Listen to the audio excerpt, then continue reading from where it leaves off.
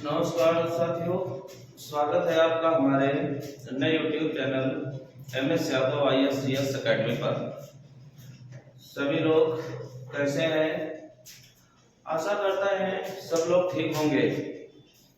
तो आज हमारा जो है 2023 का करंट अफेयर्स का ये जो है हमारा आज का तीसरा वीडियो रहने वाला है। और अगर हम डेट वाइज अगर बात करें तो आपका 1 जनवरी को वीडियो हम डाल चुके हैं, 2 जनवरी का भी डाल चुके हैं और ये 3 जनवरी का आज करंट अफेयर्स का हमारा वीडियो रहेगा। मैं आप लोगों से एक बार फिर कहना चाहता हूं कि जिन लोगों ने बिल्कुल शुरुआत से तैयारी अपनी चालू करना चालू किया है तो प्लीज 2023 के स्टार्टिंग से अपने नोट्स बनाते चले। बाई चांस अगर 1-2 दिन का गैप भी कहीं पर होता है तो मैं आपसे वादा करता हूं कि आपको प्रत्येक दिन का करंट अफेयर्स जरूर जो है डालेंगे। तो आइए चालू करते हैं आज का करंट अफेयर्स। मेरा सीधा साधा पढ़ाने का एक फंडा ये रहेगा, मैं आपको पढ़ाऊंगा वही जो आएगा परीक्षा में। बाकी दीन दुनिया की कोई जो है ज्यादा विशेष हम वीडियो में बात नहीं करेंगे और ज्यादा हमसे जो है इधर उधर का हो भी नहीं पाता है, तो इस वजह से हम बिल्कुल आपके पॉइंट टू पॉइंट पे आएंगे। आप लोगों ने हमारा जो है फॉर्मेट देख लिया होगा कि मैं रोज जो है 10-11 प्रश्नों की श्रृंखला रखता हूं, बस उन्हीं पर डिस्कशन करता हूं। उनसे जो है आपके कुछ करंट अफेयर्स के क्वेश्चन, कुछ हमारे जो है स्टैटिक जीके वगैरह जो भी यहाँ पर आता है मैं उनको बताने का प्रयास करता हूं। तो आइए नई ऊर्जा के साथ चालू करते हैं 3 जनवरी का करंट अफेयर्स। देख लेते हैं कहाँ क्या हुआ है। देख लीजिए, पहला क्वेश्चन हमने लिखा है ई स्पोर्ट को मल्टी गेम्स में शामिल किया गया। दूसरा क्वेश्चन है डच की शुरुआत आरबीआई ने की है। तीसरा क्वेश्चन है एक ये कोरोना का हमारा XBB.1.5 कोरोना का नया वेरिएंट मिला हुआ है। प्रज्वला चैलेंज की शुरुआत की गई है। 108वीं भारतीय विज्ञान कांग्रेस का आयोजन भी किया जा रहा है। कहां पर? मणिपुर में किया जा रहा है। 78वें ग्रैंड मास्टर बन गए गौतम चटर्जी। आलोक शर्मा नाइटहुड से किए गए सम्मानित। कलसा बंदूरी पेयजल परियोजना को मिली मंजूरी। डीआरडीओ अपना स्थापना दिवस 1 जनवरी को मना रहा है। ब्लिड चैंपियनशिप में कुनौरी को नेहरू हम्पी रजत पदक जीता हुआ है। मेगा डेयरी का उद्घाटन अमित शाह ने किया हुआ है।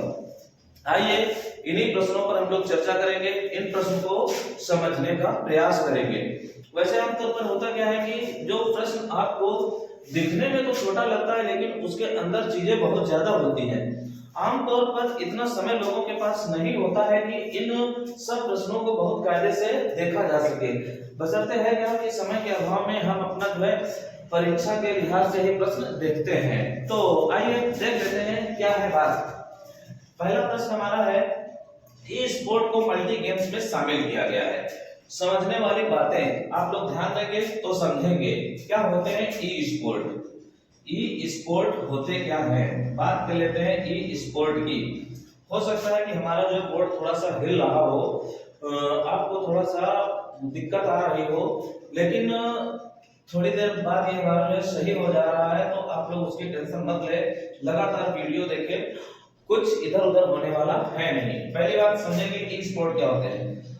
ऐसे खेल जो हमारे क्या होते हैं, मोबाइल, जो हमारे मोबाइल होते हैं प्लस पीसी यानी पर्सनल कंप्यूटर, या जो है कंप्यूटर, मतलब कोई किसी पर भी अगर ऐसे कोई खेल जो मुख्य रूप से ऑनलाइन खेले जाते हैं उनको हम क्या कहते हैं, ई स्पोर्ट कहते हैं। ई स्पोर्ट कहते हैं। एग्जाम्पल के तौर पर ई स्पोर्ट को आप देख लीजिए, जैसे मान लिया हो गया पबजी हो गया, बड़ा फेमस खेल है कौन सा, पबजी। दूसरा खेल हमको यहाँ पर देखने को मिलता है कौन सा, तीन पत्ती। कौन सा, तीन पत्ती। ऐसे खेलों को हम लोग कहते हैं क्या, ई स्पोर्ट। अब इसको मल्टी गेम्स में मंजूरी मिल गई है। किसमें मिली है, मल्टी गेम्स में। मल्टी गेम्स इसका मतलब क्या होता है, मल्टी गेम्स का मतलब जो खेल हमारे हो रहे थे कहां पर, मैदान में, उन खेलों के तुलना में इनको जो है क्या है, वैसा ही दर्जा दे दिया गया है। तो आप लोग सोच रहे होंगे क्या ये खेल जो है अब मैदान में होंगे? ऐसा नहीं है। कहने का मतलब ये है कि अब इनको भी खेल माना जाएगा, आपका पंजीकरण होगा, और अगर आप किसी भी खेल में किसी दूसरे प्रतिद्वंदी खिलाड़ी से कंपटीशन जीत रहे हैं तो आपको यहाँ पर कुछ उपहार स्वरूप दिया जाएगा। ऐसी मंजूरी दे दी है किसने? केंद्र सरकार ने दी हुई है। तो ई स्पोर्ट किसके अंतर्गत आ जाएंगे? मल्टी गेम्स के। और इसको रेगुलेट कौन करेगा? तो ध्यान रखना, जो रेगुलेट करने का काम हमारा करेंगे वो अनुराग ठाकुर जी करेंगे। कौन करेगा? अनुराग ठाकुर। आप लोगों को बाकायदे पता होगा कि अनुराग ठाकुर के पास हमारा जो है क्या है? खेल मंत्रालय है। तो ये चीज हमारी जो है केंद्र सरकार ने इसको मंजूरी दे दी है। बात कर लेते हैं कि कुछ खेल से संबंधित हमारी प्रश्नावली का, खेल में क्या क्या क्वेश्चन आपसे जो है बन सकते हैं। तो आइए खेल, पहली बात अगर हम खेल की अगर हम बात करते हैं तो खेल में आपको दिवस याद रखना है। तो ध्यान रखना ये हमारा दिवस 29 अगस्त को मनाया जाता है। कब मनाया जाता है? 29 अगस्त को। अपना जो है राष्ट्रीय खेल याद रखिए क्या है? हॉकी है, और हॉकी में खिलाड़ियों की संख्या देखने को मिलती है 11। इसके साथ 2023 में हमारे यूथ गेम्स चालू हो चुके हैं, और यूथ गेम्स हो कहां पे रहे हैं? भोपाल में हो रहे हैं। और भोपाल जगह कहां पर है? एमपी में है। ठीक, इसके अगर कल 2 जनवरी की अगर क्वेश्चन की बात करें तो एक नाम आया हुआ था कोनेरू हम्पी। आप लोगों में से कितने ऐसे लोग हैं जो इनके खेल को बता सकते हैं कि इनका खेल है क्या? वैसे ये जो है खिलाड़ी है काहे की? चेस की खिलाड़ी है। ध्यान रखना, किसकी खिलाड़ी है? चेस। ध्यान रखिएगा। और चेस की जो सबसे बड़ी संस्था होती है उसको हम क्या कहते हैं? फाइड कहते हैं, या उच्चारण की तरफ चेस को हम लोग फीडे कहते हैं। तो ये कुछ प्रश्न हमारे बनते हैं, तो ये इनको जो है यहाँ पर मंजूरी मिल चुकी है। तो पहले प्रश्न की बात खत्म। दूसरा प्रश्न चालू आज का देखते हैं। दूसरा प्रश्न है डच की शुरुआत किसने की है? आरबीआई ने। काहे की शुरुआत की है? डच। आपको नाम से भी पता लग रहा होगा, डच का मतलब बहुत ही मतलब ऐसा कोई जो है कार्य जो हर कार्य करने को हमारा क्या है कि निपुण है, उसको हम क्या कहते हैं? डच। वैसे अंग्रेजी में अगर इसको बात करें DAKSHA, डच। डच की शुरुआत की गई है किसके द्वारा की गई है? तो भाई आरबीआई के द्वारा की गई है। किसके द्वारा की गई है? आरबीआई के द्वारा की गई है। आरबीआई। डच की शुरुआत क्यों की गई है तो बताओगे? ऑनलाइन लेन देन में धोखाधड़ी को निपटने के लिए। किसको? ऑनलाइन लेन देन में धोखाधड़ी को निपटने के लिए। आप जानते हैं कि ऑनलाइन के क्षेत्र में एक संस्था है काम करती है जिसका नाम है NPCI, national payment corporation of India. धीरे धीरे हमारा जो है दायरा बढ़ता हुआ जा रहा है, क्योंकि भारत इस समय जो है G20 की अध्यक्षता भी कर रहा है। क्या कर रहा है? G20 की अध्यक्षता। और G20 के द्वारा एक हमारा जो है संगठन बनाया गया है DIA, यानी डिजिटल इनोवेशन एसोसिएशन। मतलब क्या है कि डिजिटल लेन देन को बढ़ावा देने के लिए संगठन बना हुआ है। तो जाहिर सी बात है अगर डिजिटल लेन देन हो रहा है तो कुछ ऐसी खामियां हो ही जाती है, जिसके कारण क्या होता है कि कुछ ट्रांजैक्शन वगैरह हमारे दिक्कत करते हैं। इस वजह से डच की शुरुआत कर दी गई किसके द्वारा? आरबीआई के द्वारा। आरबीआई करेगा क्या?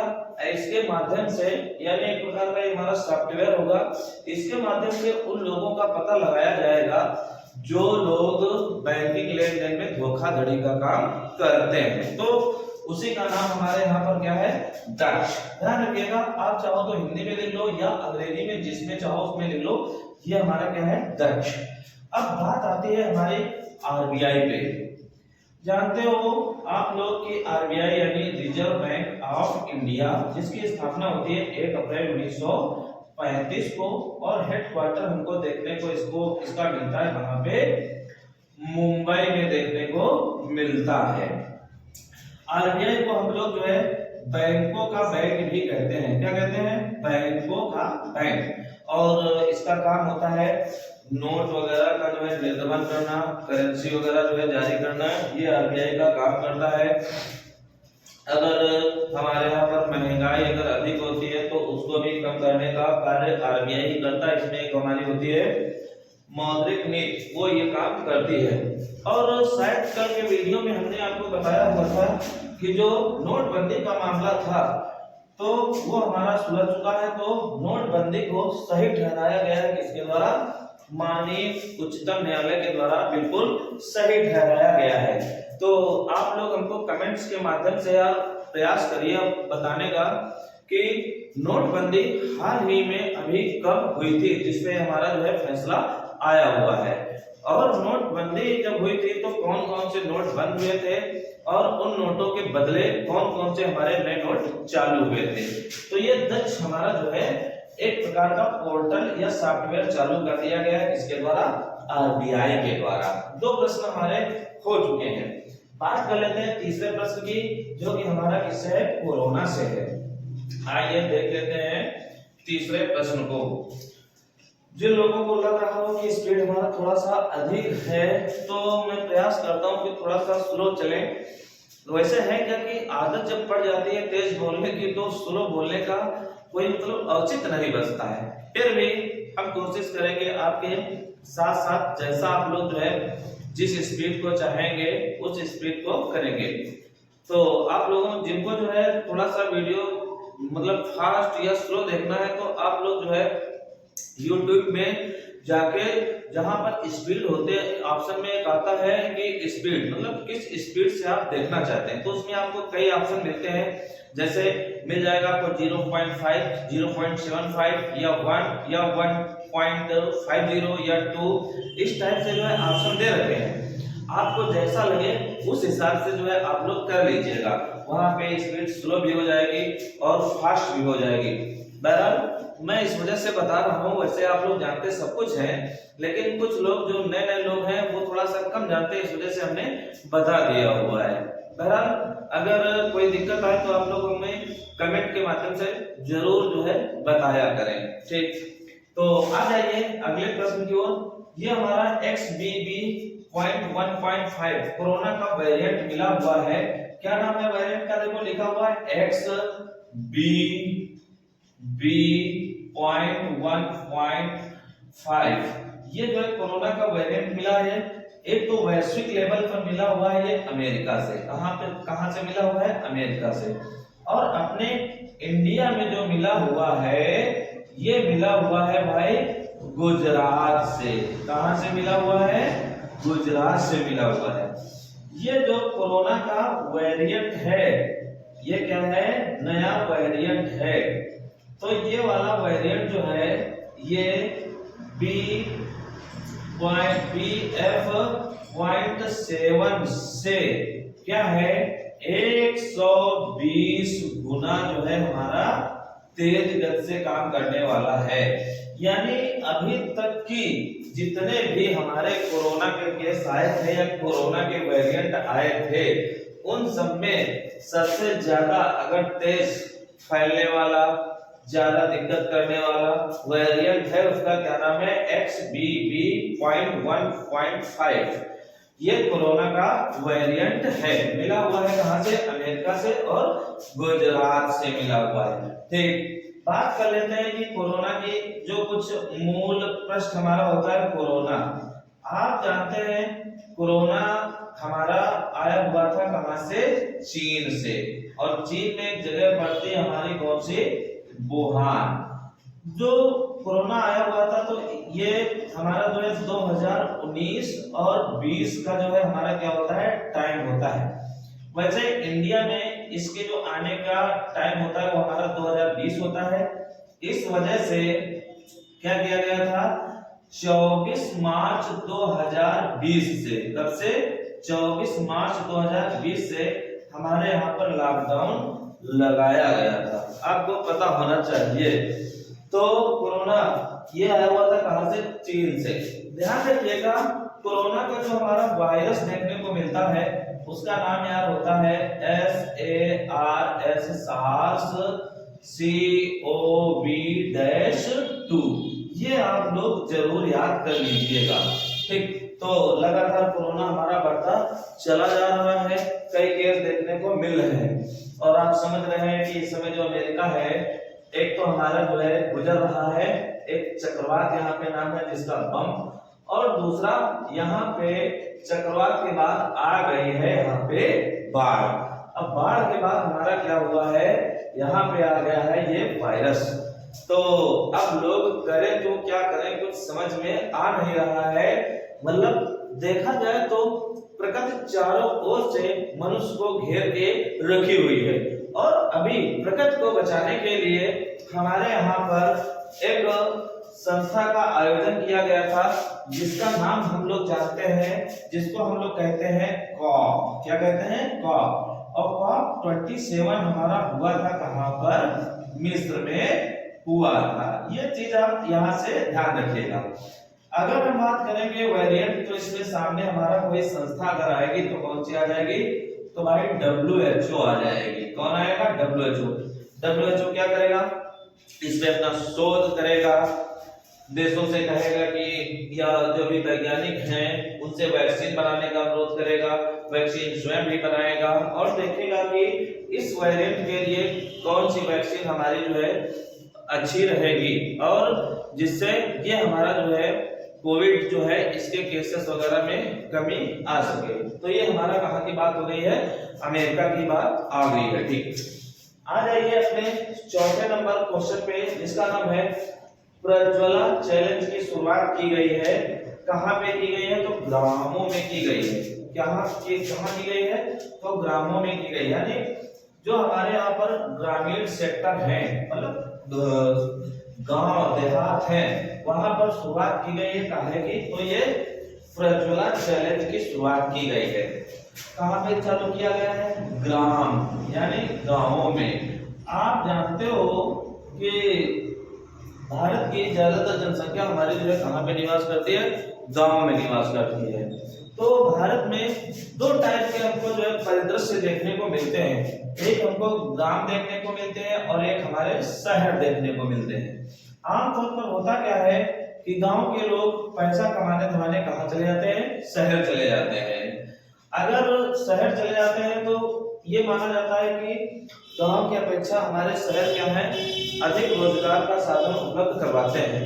तो सरकार ने संज्ञान लिया हुआ है, एक हमारा कार्यक्रम है जिसका नाम है प्रज्वला चैलेंज। इसकी शुरुआत करती है गाँव में। गाँव में क्यों की है? तो जाहिर सी बात है जो ग्रामीण हमारा क्षेत्र है उसमें अर्थव्यवस्था के सुधार के लिए, किसके लिए? अर्थव्यवस्था को ठीक करने के लिए। अर्थव्यवस्था जो हमको यहाँ पे सुधरेगी तो गांव में हमको दो टाइप के लोग देखने को मिलते हैं। एक हमको यहाँ पर मिलते हैं मेल और दूसरे मिलेंगे यहाँ पर फीमेल।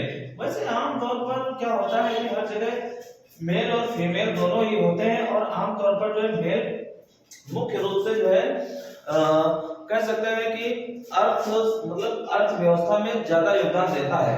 लेकिन ये जो प्रज्वला स्कीम है इसके आ जाने से मेल और फीमेल दोनों को जो है यहाँ पर समाहित किया जाएगा। यानी क्या होगा कि गांव में कुछ ऐसे हमारे जो है संसाधन होंगे जिसमें जो है क्या होगा कि मेल और फीमेल दोनों जो है वर्क करके अपनी अर्थव्यवस्था को मजबूत बना सकते हैं। तो इनकी शुरुआत की गई है कहां पर भाई? तो गांव में की गई है। ठीक, ध्यान रखना, हो सकता है कि प्रश्न में आपको यहाँ पे मिल जाए रूरल। क्या मिल जाए? रूरल, और इधर आपको मिल जाए अर्बन। तो ये भी एक फैक्ट आपका होता है। तो रूरल का मतलब ग्रामीण हो गया और अर्बन का मतलब क्या हो गया? शहर हो गए। तो ये आपको यहाँ पर देखने को मिला हुआ है। तो ये एक प्रकार से जो है भारत सरकार का जो है हमारा प्रोजेक्ट है चालू किया गया है। कहां पर? गांव में चालू किया गया है। और उत्तर प्रदेश में हमने आपको बता रखा है कि प्रत्येक शुक्रवार को क्या है कि गांव में चौपाल का आयोजन भी रखा गया है। पिछले वीडियो में हमने बताया हुआ था। ध्यान रखिएगा जो मैं प्रश्न आपसे पूछ चुका हुआ होता हूँ उनसे संबंधित मैं आपसे प्रश्न भी करूंगा।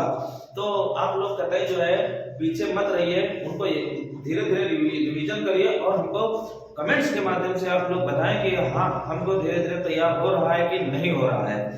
बहरहाल मेरी जो है एक कोशिश ये रहेगी कि जो भी आजकल की घटनाएं, जहां पर कोई घटनाएं घट रही हैं तो उन घटनाओं से आप अछूते ना रहें, आपको जो है घटनाएं लगातार मिलती रहें।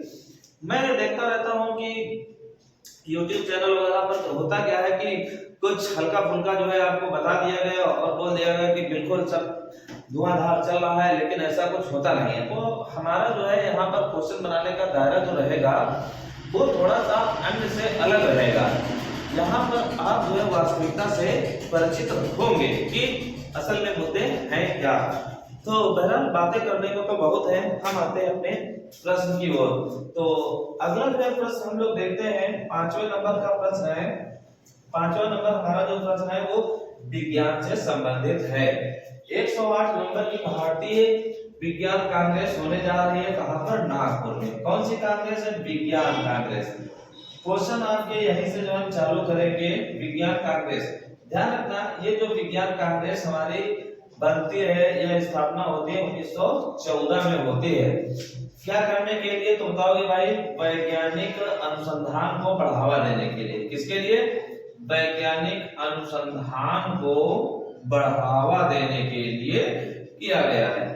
इस जो विज्ञान कांग्रेस में जो हमारे अगर कह सकते हैं कि फैक्टर कितने होते हैं, तो ध्यान रखना 14 फैक्टर पर काम करता है। और विज्ञान कांग्रेस का उद्घाटन कौन करेंगे? तो हमारे प्रधानमंत्री जिसका नाम है नरेंद्र मोदी।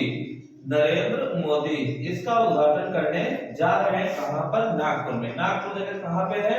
महाराष्ट्र में है। तो हम देख रहे हैं कि लगातार जो है अगर हम किसी तकनीक वगैरह को जो है आजकल नहीं ले पा रहे हैं तो अन्य देशों की अपेक्षा क्या है कि हम पिछड़ते चले जा रहे हैं। इस वजह से क्या है कि इस कांग्रेस का वर्चुअल रूप से उद्घाटन कर दिया गया है। कहां पर? नागपुर में। नागपुर ध्यान रखना महाराष्ट्र की दूसरी जो है राजधानी है। वैसे महाराष्ट्र की मुख्य राजधानी हमारी कौन है? तो मुंबई है। और मुंबई हमको सैलसट महाद्वीप पर देखने को मिलता है। तो ये उद्घाटन कर दिया गया नरेंद्र मोदी के द्वारा। आगे हमारा क्वेश्चन है 6वें नंबर का। हमारे जो है 78वें ग्रैंड मास्टर बन चुके हैं कौन? कौस्तुभ चटर्जी। ग्रैंड मास्टर जो हमारा ये टर्म है ये किससे संबंधित है? चेस से संबंधित है। किससे संबंधित है? चेस। कुछ लोग समझ रहे होंगे चेस, और कुछ लोग जो नहीं समझ रहे हैं उनका कहने का मतलब क्या है? हमारा शतरंज से है। किससे है? शतरंज से है। तो ये 78 नंबर के हमारे जो है ग्रैंड मास्टर बन चुके हैं कौस्तुभ चटर्जी। कौस्तुभ चटर्जी हैं कहाँ के? तो भाई ये पश्चिम बंगाल के हैं। कहाँ के हैं? पश्चिम बंगाल के हैं। किस नंबर के हैं? तो ये भाई 78वें नंबर के हैं। तो आपको कम से कम फर्स्ट और लास्ट, यानी फर्स्ट हो गया, लास्ट तो कोई होगा नहीं क्योंकि 78 के बाद अभी 79 आएगा। तो पहले वाले ध्यान होना चाहिए कौन है। तो इनका नाम आप लोगों ने सुना होगा, विश्वनाथ आनंद का। पहले हमारे ग्रैंड मास्टर कौन थे? विश्वनाथ आनंद ये थे। बहरहाल होता क्या है कि ग्रैंड मास्टर का दर्जा अगर दिया जाता है तो ध्यान रखना फाइड के द्वारा दिया जाता है। किसके द्वारा? फाइड। फाइड एक इंटरनेशनल लेवल पर चेस की सबसे बड़ी संस्था होती है और इसमें हमको जो है ये जो रेटिंग देती है, मतलब क्या होता है कि आप देखते हैं कि जैसे मैच वगैरह होते हैं तो इसमें पॉइंट्स होते हैं, तो ऐसे ही हमारा चेस में क्या होते हैं? पॉइंट होते हैं। आमतौर पर क्या होता है कि जब किसी खिलाड़ी के पास लगभग जो है हमारे 2500 पॉइंट होते हैं तो उसको ग्रैंड मास्टर का दर्जा दे दिया जाता है। तो इन्होंने कौस्तुभ चटर्जी ने जो है इतने अपने पूरे कर लिए पॉइंट्स और इनको जो है ग्रैंड मास्टर का दर्जा मिल गया है। फाइट की अगर बात करोगे तो फाइट बनती है 1924 में बनती है और फाइट के उपाध्यक्ष बनाए गए थे कौन? विश्वनाथ आनंद बनाए गए थे। हेडक्वार्टर अगर इसको देखोगे तो आपको मिलेगा कहां पर? लुसाने में देखने को इसका हेडक्वार्टर मिलता है। और हेड की अगर बात करोगे तो आपको अकार्डी जी देखने को यहाँ पर हेड मिल जाएंगे। कौन मिलेगा? अकार्डी। तो ये हमारा जो है यहाँ के हैं। बहरहाल चेस की अगर बात करें तो महिलाएं भी अपना इसमें प्रतिनिधित्व करती हैं। आइए अगले प्रश्न की ओर चलते हैं। अगला प्रश्न हमारा है, आलोक शर्मा को नाइटहुड की उपाधि से सम्मानित किया गया है। ध्यान रखिएगा, ये जो नाइटहुड की उपाधि मिलती जाती है, नाइटहुड की उपाधि देता कौन है? तो हमारा ब्रिटेन देता है। कौन देता है? ब्रिटेन देता है। कहा कि नाइटहुड की उपाधि जिस व्यक्ति को नाइटहुड की उपाधि ब्रिटेन देता है उसके नाम के पहले हमारा लग जाता है सर। यानी अब ये बन चुके हैं आलोक शर्मा सर। और आलोक शर्मा की अगर बात करेंगे तो इनका संबंध है काहे से? तो ये COP26 से है। और COP26 हमारी हुई थी कहां पर? स्कॉटलैंड में हुई थी। स्कॉटलैंड में एक जगह पड़ती है जिसको हम कहते हैं ग्लासगो। कहां पर? ग्लासगो। तो इन्होंने इस COP26 में प्रतिनिधित्व किया हुआ था भारत का। भारत का प्रतिनिधित्व बहुत ही अच्छे रूप से किया हुआ था। तो इस वजह से सर की उपाधि दी गई है किसके द्वारा? ब्रिटेन में। ब्रिटेन में अगर कोई देगा तो भाई यहाँ का राजा देगा। राजा का क्या नाम है? चार्ल्स तृतीय। क्या नाम है? चार्ल्स तृतीय। चार्ल्स तृतीय अभी जल्दी ही महारानी एलिजाबेथ की जगह इन्होंने ली है, क्योंकि वो जो है उनका निधन हो चुका था। तो ये इन्होंने बहुत ही अच्छी भूमिका निभाई थी कहां पर? COP26 में। इस वजह से इनको ये उपाधि दी गई है। उसके बाद अगला क्वेश्चन हमारा 8 नंबर का क्वेश्चन है, कलसा बंदूरी पेयजल परियोजना को मंजूरी मिली। कौन सी परियोजना है? कलसा बंदूरी पेयजल परियोजना। आप जानते हैं कि लगातार जो है मानव जीवन जल की कमी से जूझता हुआ चला जा रहा है।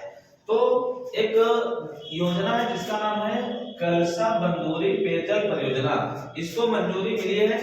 सीधा साधा क्वेश्चन आपसे आएगा कि कलसा बंदूरी परियोजना कहाँ की है, तो आपको सीधा बता देना है कर्नाटक की है। संबंधित कहाँ से है? पेयजल परियोजना है, यानी अच्छे पानी से है। अच्छे पानी का मतलब क्या है? ऐसा जल जो हमारा प्रदूषित ना हो, तो उसी को कहते हैं स्वच्छ जल। मंजूरी कौन देगा? केंद्र सरकार देगा। तो मंजूरी दे दी गई, कर्नाटक में मालप्रभा नदी पर हमारी जो है बनेगी। आ जाइए नेक्स्ट क्वेश्चन पे। इसमें ज्यादा बताने वाला है नहीं। बहरहाल किसी अन्य वीडियो में हम लोग इन सब चीजों पर जो है बात धीरे धीरे करेंगे। अब धीरे धीरे हम शुरुआत कर चुके हैं। उसके बाद है क्या? डीआरडीओ का स्थापना दिवस 1 जनवरी को मनाया गया है। कब मनाया गया है? 1 जनवरी को। ध्यान रखना, 1 जनवरी को 2 महत्वपूर्ण दिवस हैं। एक तो हमारा 1 जनवरी को ये डीआरडीओ का स्थापना दिवस हो गया। दूसरा हमारा जो है वैश्विक परिवार दिवस। कौन सा दिवस? वैश्विक परिवार दिवस। ये यार 2 दिवस आप याद कर लीजिए, होते हैं। ठीक, बात पहुंची है कहां पर? डीआरडीओ में। डीआरडीओ की स्थापना अगर 1 जनवरी है तो सन याद रखिएगा 1958 को। हेडक्वार्टर आप नई दिल्ली तैयार करिए और इसके हेड हैं शमीर वी कामत। कौन है? शमीर वी कामत ये हेड है। ये अपना 2022 में 65वां स्थापना दिवस मनाया हुआ है। किसने मनाया हुआ है? तो डीआरडीओ ने मनाया हुआ है। इतनी बात याद करिए। डीआरडीओ का काम क्या होता है? तो हमारे यहाँ पर मिसाइल वगैरह को बनाना डीआरडीओ का काम यहाँ पर होता है। उसके बाद ये ब्लिट्ज चैंपियनशिप में कोनेरू हम्पी ने रजत पदक जीता। एक ये हमारे चेस की प्रतियोगिता है जिसमें जो है कोनेरू हम्पी ने रजत पदक जीता हुआ है। और ये प्रतियोगिता हमारी कहाँ पर होती है? कजाकिस्तान में होती है। तो आप लोग ये थोड़ा सा ध्यान रखिएगा। ब्लिट्ज चैंपियनशिप और ये कोनेरू हम्पी शायद ये पीछे हमारा हो चुका है। उसके बाद है मेगा डेयरी का उद्घाटन किया है अमित शाह ने। कहां पर? कर्नाटक में। दूध को बढ़ावा देने के लिए हमारे जो गृह मंत्री हैं अमित शाह, उनके द्वारा एक डेयरी का उद्घाटन किया गया है कर्नाटक में, ताकि जो है दूध को बढ़ावा मिल सके। तो ध्यान रखिए किसने किया हुआ है? अमित शाह ने। बहरहाल 2-3 मंत्री ऐसे हैं जिनके उद्घाटन से संबंधित आपसे प्रश्न पूछे जाते हैं, जैसे प्रधानमंत्री जी हो गए, रक्षा मंत्री जी हो गए और गृह मंत्री यानी अमित शाह। इनसे संबंधित क्वेश्चन आपसे परीक्षाओं में पूछे जाते हैं। तो ये हमारा जो है आज का दौड़ 3 जनवरी तक हो गई है। तो आप लोगों से एक बार मैं फिर रिक्वेस्ट करता हूं कि आप लोग हमारा वीडियो देखिए और लोगों को प्रेरित करिए। मैं आपको पर डे जरूर वीडियो डालूंगा। हो सकता है कि वीडियो हमारा बिल्कुल सुबह ना आ पाए, शाम वाम को देखने को मिले, तो दिक्कत वाली कोई बात नहीं है। जिसको पढ़ना है तो वो शाम सुबह कुछ नहीं देखता है, केवल पढ़ना जानता है। तो आप लोग क्या है, टाइम की बचत आपकी हो जाएगी। वरना क्या होता है कि पेपर्स वगैरह में समय बहुत ज्यादा लगता है, मैटर निकालना पड़ता है, पूरा दिन खराब जाता है। तो आप लोग जो है यहाँ से तैयार करिए। जय हिंद, जय भारत।